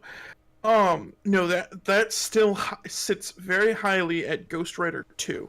I don't think I ever saw that movie. I don't think I've ever that movie made. It was All I can say saw about it Ghost Rider. actually when it come out. Actually when it I came thought out Ghost at Rider the was rodeo, kind of entertaining, but the second one was terrible. But I saw it at the same drive-in back when it came out as I saw Aladdin, and but this movie, most of the time when people get like upset at movies and all that kind of stuff, or like they don't really like a movie, they're talking about the story or the acting or that kind of stuff, right? you're talking about the cinematography. And technical things. Okay. But that's So- you. Like you're like the editing and film cinematography and technical buff. So of course it would be those things that just piss you off about the movie. Fuck the plot. Fuck the acting. the plot- It's all the about how they plot- put it all together. That's what's important to you. The plot had a lot of issues too. There was a bunch. Well, There was it's a bunch of it's a Nick scenes that were Cage not. film, so of course it's a freaking no, the I'm plot talking had about- issues. Oh, I have erased most of that film from my mind. I'm talking about Aladdin. So it's there were also a bunch of stuff within Aladdin, like they would get to scenes that were undeserved, like Aladdin being really happy because he went on a nice date with Jasmine. It was a very undeserved scene. Well, you have to remember that they are just recreating the It's animated not. movie. It's not though. But they're trying to. I know, but if they would have just straight recreated that movie would have been 10 times better. I'm telling you. Amazing. I actually, So does he from get- what I remember, I actually have fond memories of Aladdin. Yeah, I loved the original Aladdin movie. I Yeah. mean, Now, I think here's why. if I were to go into it, I think Aladdin and any of the Rescuer movies Yeah, were my favorite cartoon. Disney movies. Those were fantastic. Here's one of the reasons why. So when writing the original Aladdin movie, like obviously it's based on of another story, so a lot of their creative like things flowed out in how they designed each character, right? And how they designed the character, the genie. It actually wasn't intentional when they did this, but they had gone and seen 2 of Robin Williams' stand-up comedy shows. And when they wrote the genie character, they wrote it based off of those 2 stand-up comedy shows. Well, they wanted the genie to be done by Robin Williams. Yeah, but typically you get the actor before you write an entire character based off of them. They didn't. But here's the thing: is like, wasn't Aladdin the Disney movie based off of a Broadway show that was already done? No, it was based off of the original story. Okay. Maybe I have that mixed up with The Lion King. It could be the Lion King was based off of Hamlet. I'm talking about the Broadway show, like the original Okay. Lion King story. Like the Broadway show was based off of Hamlet. To be honest, no idea. I couldn't tell you. This isn't something I'm entirely knowledgeable about. So here's this. I'm sorry that I keep cutting you off, but I have to ask the question: have either of you guys seen some of the live action films that were of the original Shakespeare titles? I think I've seen like 2. I've seen a It's like, couple. I've seen a number of them. I've seen Hamlet, I've seen Coriolanus, and I've seen freaking Macbeth, and I've seen Romeo and Juliet, of course, played by Right. Leonardo DiCaprio. Right. Yeah. I was just wondering if I was the only one of us that had actually seen them. So I've no, seen I- Julius Caesar and Romeo I and don't Juliet. I don't think I saw that one. Coriolanus is actually one of my favorites, I've if seen... that's a thing. I highly suggest that one. It's like with Oh, these and live Midsummer's actions. Dream. Yeah, Midsummer with Night's these Dream. live actions, they're actually taking those stories and putting them in a modern day setting almost, Yeah. where they're using modern technology and things like that. Yeah. Like I think Macbeth, they were riding around on dirt bikes and using submachine guns and stuff. Not even kidding. Right. I don't know. I don't know how I I've, feel about a gay and like version of you Macbeth. remember like Leonardo DiCaprio in Romeo and Juliet, they had pistols instead of swords. Right. Yeah. Yeah. It's like they were all very similar. I think the first one they did was actually Macbeth, and it was more of a independent film style. Mm-hmm. Mm-hmm. And then like the first like major film style one that they did was with Romeo and Juliet with Leonardo DiCaprio. And then I think the one that they done after that was Coriolanus, because it's just the special effects were that great. Hmm. So I apologize for interrupting you, Pav. I will allow No, you you're to good. speak. So I will allow you to speak uninterrupted. Damn all it. right. So And one more thing. I'm just kidding. so so I kind of one of the things you do as an editor, and this is I guess this is how I'm how I complained about this film to Topaz when we watched it.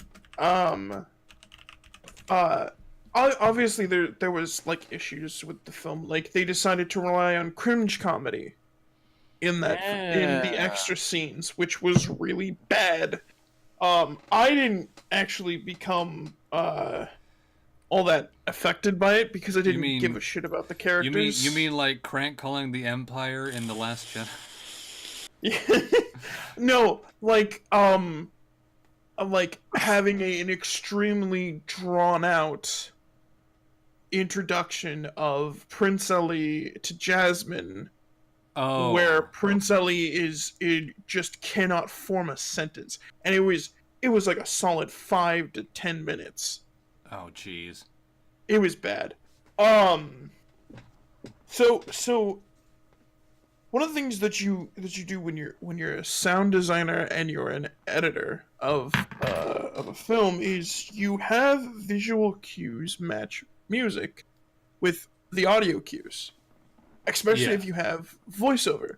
So what they tried to do with Aladdin, and I think they've done this with every single one of their live actions, because at this point there is I don't think I've seen a single one of them. There's Dumbo. There is Dumbo hasn't been released in theaters yet, has it? Has The it? live action one? I thought it already came and went. Yeah, I thought it did too. I don't know. And no one wanted to see it because we're like, we don't want a 3D pink elephant scene. Please no. Well, no, there was none. They decided to completely rewrite the story and made it terrible. It was a kids action adventure film about a flying elephant, and the main character was the kids. Do you know what my favorite Pinocchio story was? The one where they got it right? The horror story, yes. Oh, the horror story, yeah. So, what they did with this with Jungle Book, and that's I think that's the one I'm gonna like. I don't think I actually watched that one, but I've been wanting to. It was the Jungle Book, and they have Mowgli. See, the Jungle Book live action film it wasn't terrible, it was just a little weird. I have a great connection to a lot of those old Disney songs. I love them. Yeah. So having the live action was kind of jarring. Like, it was very jarring because I love Christopher Walken, but hearing him sing, what was that? What's the name of the song? That's what friends are for. Was he voicing Shere Khan? Who was he voicing? No, he was voicing the Monkey King. Oh, I want to be like you. Yeah, I want to be like you. I want to be human too. Yeah. Scooby-Dooby-Doo, where are you? So they did the same thing. They did the same thing in Aladdin, and so when you watch the original like scene of the first song of the film, actually, which is Aladdin being chased by the guards. Every time he mentions something in the song, as in like jumping off a place, like all I gotta do is fly, or those kinds of things, it correlates with what he's doing to run away. They didn't have that in this live action film. What? He's just singing a song and running from the guards. Yeah, I mean, there was a few interesting moments where he was doing a little bit of parkour. Did you not watch the cartoon? Me? Yes, I did watch the cartoon. No, I said Buck. Yeah, I've seen the cartoon. But do you not remember that most of the scenes where they're actually singing, they're right, talking about? Right, but what I'm imagining from the live action film is he is just singing the song while running from street to street instead of like doing parkour shit, jumping and diving and all that. You're not so he does that. He does that a little bit. He does that a little bit every once in a while, but not in connection to what he's singing. Like there are That's times. What I mean. So they tried to like keep in the entire verse of this song, and so all the little quips that were from the original song as well, were in there, but they didn't land at a time when he was doing something. So like, take this, when he says take this, Yeah. nothing happens on screen. No one's throwing anything or like dodging something or jumping off something. It was they decided to. I can only imagine it was lazily done because they would like slow down the footage or speed it up or create this jittering effect. And it was really bad. Like really bad. I hated the whole thing because of how much they lazily added these songs in. Also the character Aladdin for the film, he was not the either they just didn't give him enough direction or he was not the character that they should have picked for You mean the actor? the actor. Yeah, because alright, so in the original film he has this cocky kind of immature street smart, but Immature, yeah. arrogant. Yeah, immature, arrogant way that he talks and sings. It's loose, it's not very constrained or anything. The entire acting, dialogue, delivery, everything from this actor in the new Aladdin film was literally just constrained, held back, not very freeing. Like when he sang A Whole New World, it sounded almost off tune. Like he was not singing with the tempo of the song. And then it was really bad. The only person who could sing like the original was Jasmine. Because well, to be honest, it's not that hard for a female to hit the notes and keep with the tempo that was set, whereas Aladdin had to be his voice was a lot higher pitched in the original, as well as it had this very loose, like almost awe feeling.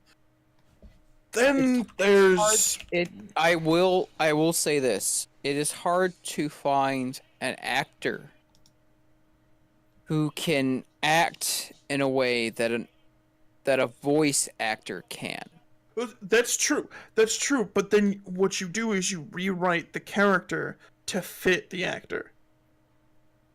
You don't try to shoehorn. All you get is a mess, in my opinion.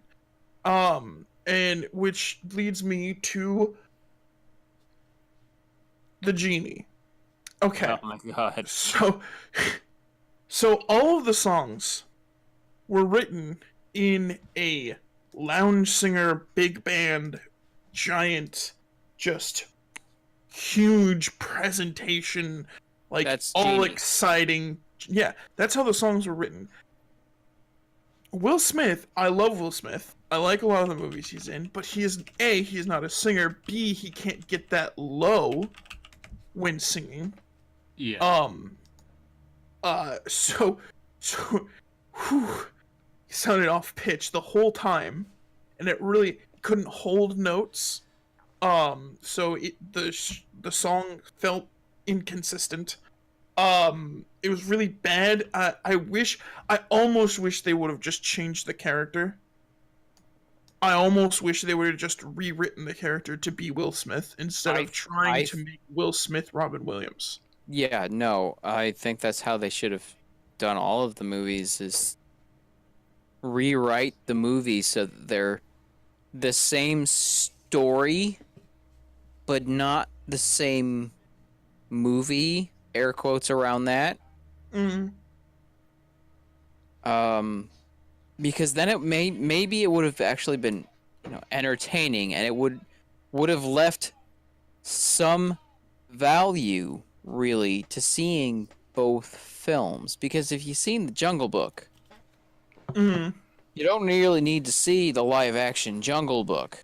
In fact, a lot of people probably shouldn't see the live action Jungle Book if they've seen the cartoon Jungle Book, because just the voice actors of the cartoons, they just did the lines so much better.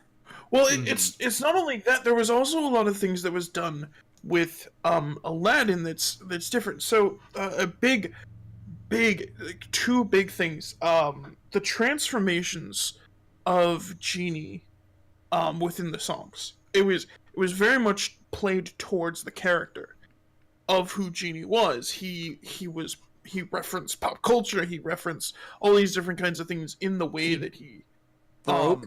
A lot of the time he broke the fourth wall. Oh yeah, 100%. But that was the comedy. That was the shtick of That was Genie's Robin shtick. Williams. Yeah, Yeah, that was because he's an all-powerful being. Of course, he'd be able to know what happens later on down the road.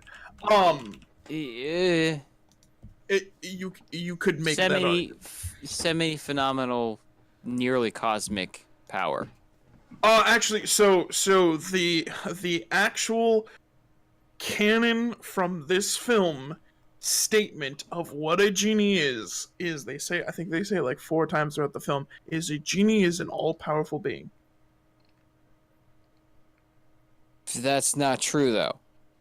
That's okay. So when dealing with like film and all that kind of stuff, you have to take in But if they had, within the context of the story. that's the frustrating part. Is like if they had kept the original explanation that a genie is a semi-phenomenal, nearly cosmic being, In which a is why small he's box. in a very small living space. Yeah, very small living space. And that is how they explained him being bound to the lamp and being a genie. So that's not how they ancient folklore of the Arabic cultures and whatnot speaks of jinns. And jinns, when they're bound and trapped to a lamp, are what we consider genies. And so on and so forth. And jinns were not all-powerful beings. They had their limitations, but they also were evil. So like they would take your wish and they would twist it into something yeah. that still fits your wish, but were just entirely the opposite of what you intended with your wish. Right, and the explanation in the original movie of the reason why Genie kind of warmed up to Aladdin is A, he was different. B, he promised to set him free with his last. Set him free. Yeah, so that's kind of how they're a little bit more on the nose with how they go with Will Smith Genie. It's like he actually literally says that.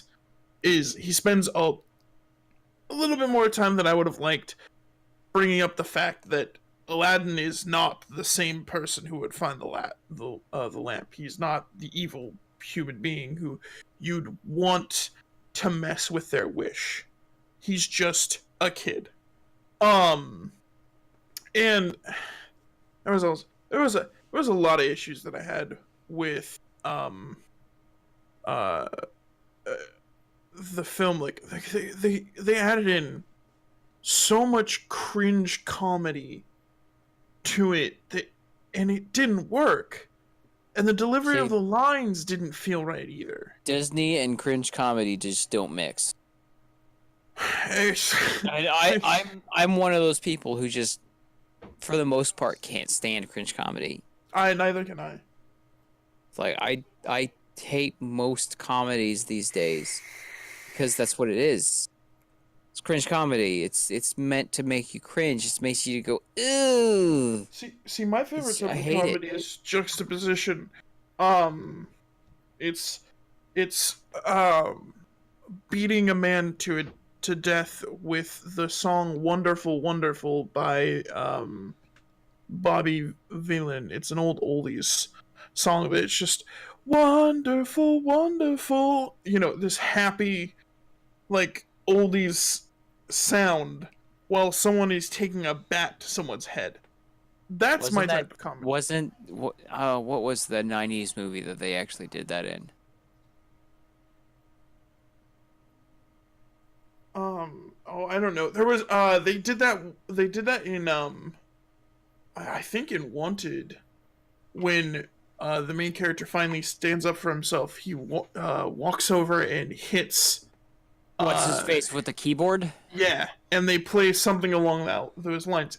That's I thought it was hip hop that they were playing when he did that. You could be right. I could be I think wrong. I think I watched Wanted like in the last year, I want to say. Payne saw it and she wanted to watch it, and I was like, you know what, we're on one of those comic book movie shticks, so go ahead and watch it. And I honestly found the movie entertaining. I liked Wanted. That's But a movie I I'll also stick know it is very much not Wanted. The comic? The comic, yes. The comic was so much darker. Mm. And also so much over the top. Like, Wanted was... Like, the comic was completely unapologetically over the top with stuff. And while a lot of the action that was in the movie very much fit with what they were trying to portray, there was so much also at the same time just wrong with it. I don't know how to explain it. Mm. It was an entertaining movie, but at the same time it wasn't. If that makes any kind of sense. No, there's a lot of people with a lot of mixed feelings about Wanted. I liked it. What's another comic book movie that came out in the last 15, 20 years that just Wow, didn't really catch it? that's a lot. That didn't really, like, I'm not talking about Avengers. Like, just completely disregard any of the Marvel Comics universe. Oh, I know. You're talking about like non-mainstream comics. I know what you're talking about, but that's still a lot. It is. Freaking The Watchmen. Well, I thought that movie was amazing. let's see here. But then again, that was also done in the era where Sin City was released, when that was the style. Sin City was good. Well, The Watchmen was also good. But it was... I know you're going to disagree with me on that one, but hear me out. For the era that it was released in, it fit with the style of movies that were really popular. It had that very dark film style.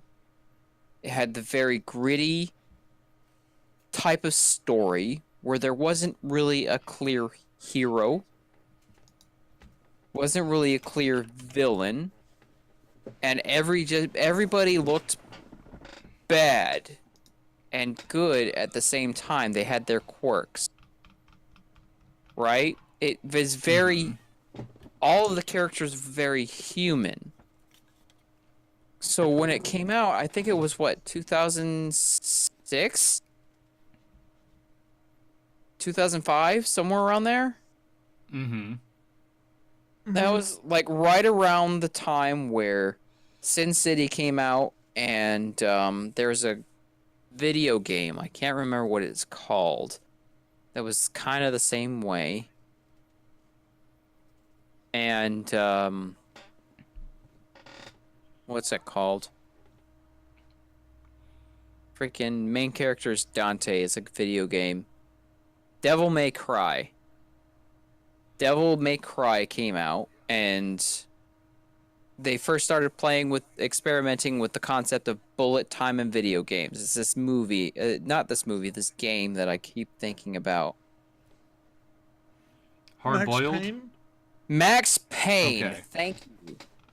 Max Payne, and there were a number of different stories and movies that came out. They all fit the same style almost, where things were more anti-hero than hero.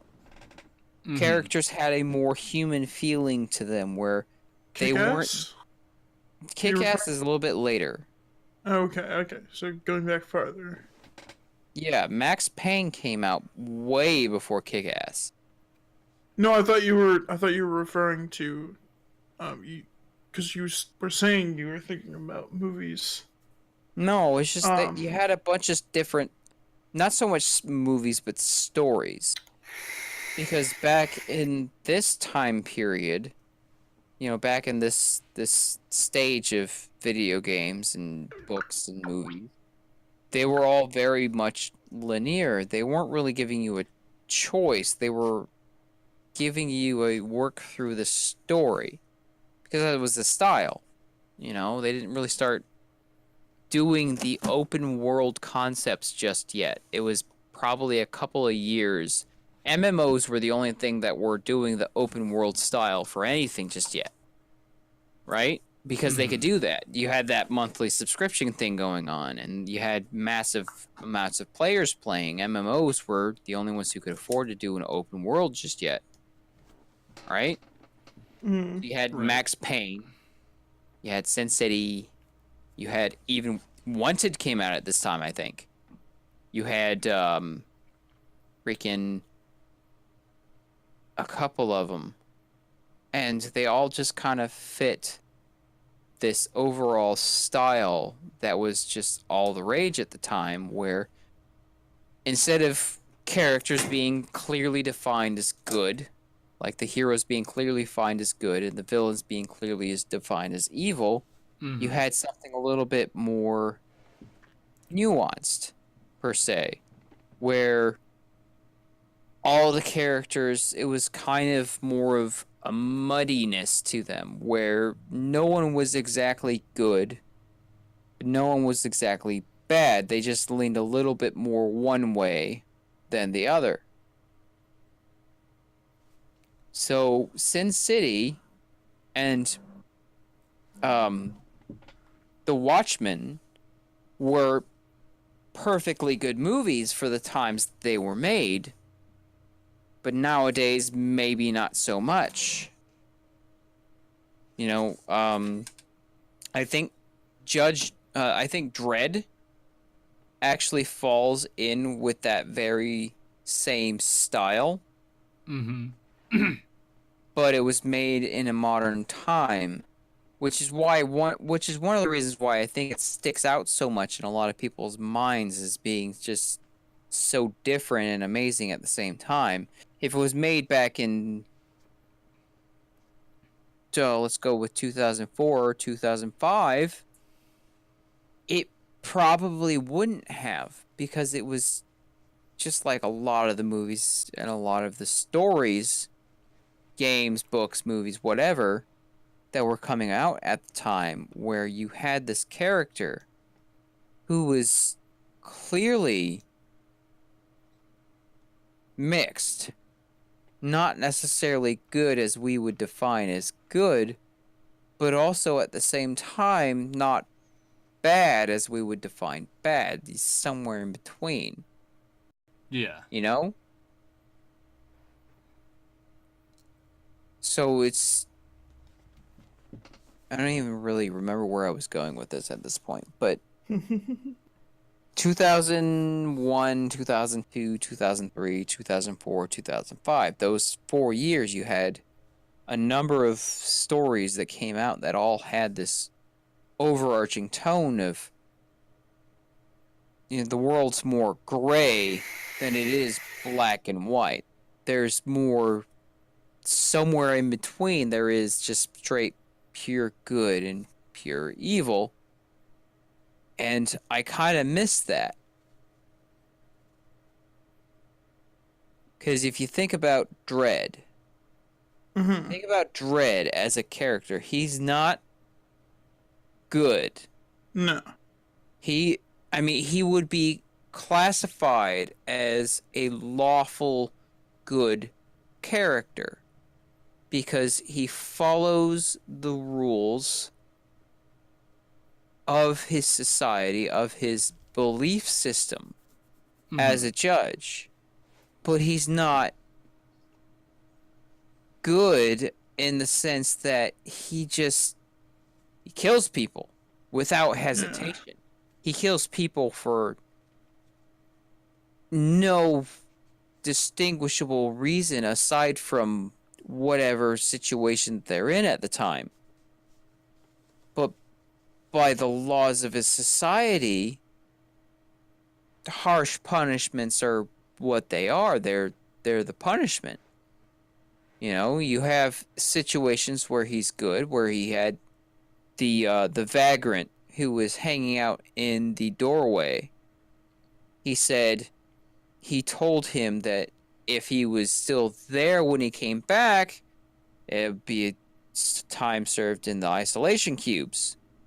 ISO cubes, he called them. But he gave him that chance to not be there when he comes back. You know? But then you have other times where he's just going total apeshit. People he's just fucking murking motherfuckers left and right. So it's hard to say what those rules are. So I guess maybe calling him lawful good wouldn't necessarily be correct. Maybe more of a chaotic good, because it's more of a case-by-case basis. You know, he'll look at vagrancy with more of a blind eye. It's more of a, this is against the law. It's kind of a bullshit law, but it's still against the law. If you're still here when I come back, I can truly consider it vagrancy, and I'd have to prosecute you.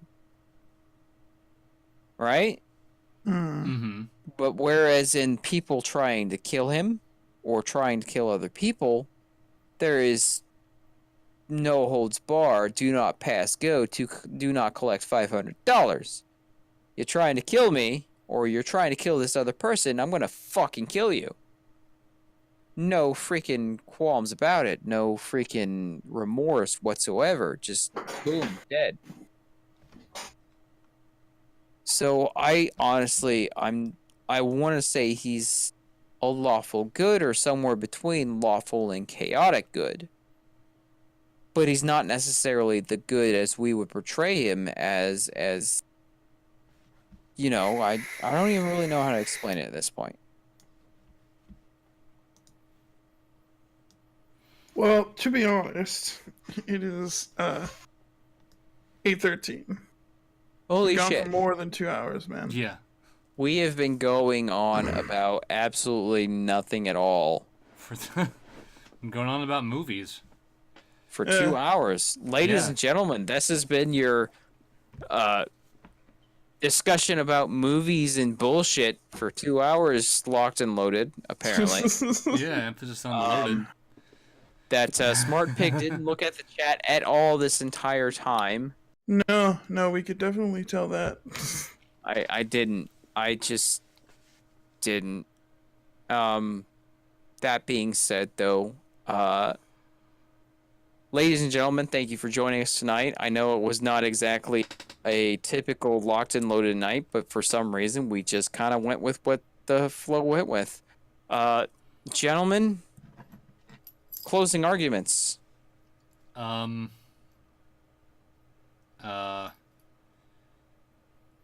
I got nothing.